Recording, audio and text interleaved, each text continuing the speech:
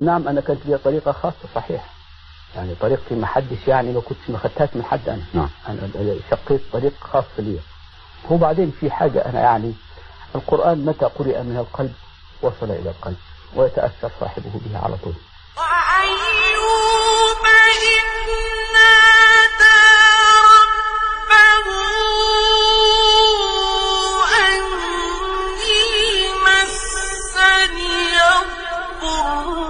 وأنت